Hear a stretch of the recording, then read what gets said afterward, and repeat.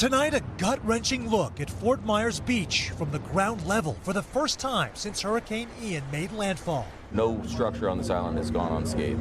Our cameras, the first to tour what's now just frames of homes, unrecognizable lots with nothing left except air conditioning units, toilets, and rubble.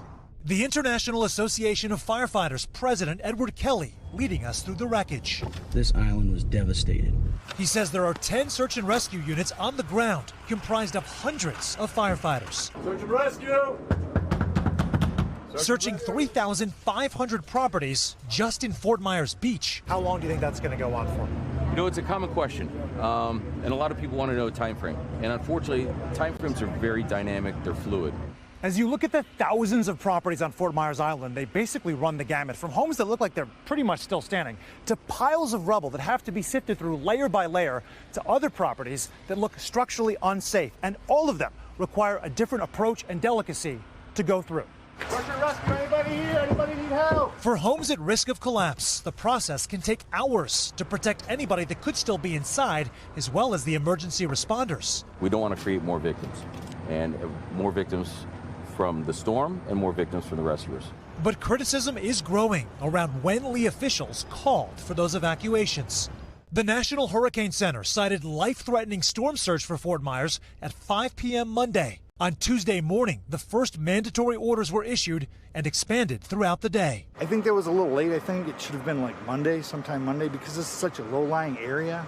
And even though it was hitting Tampa, Tampa's right there. It's their whole life. People don't want to leave their valuables behind.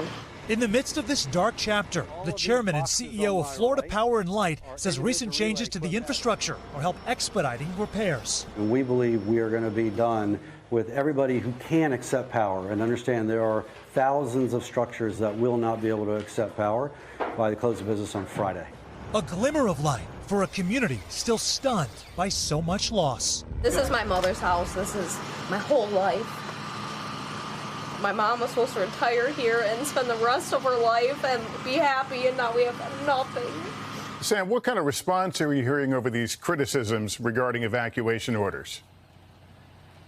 Lester, both Lee County officials and FEMA's administrator are saying the same thing, that the Fort Myers area, 72 hours out, wasn't even in the cone of uncertainty, but models show, Lester, 48 hours out, it was. Officials say they were making decisions in real time. They would have done the same thing over again.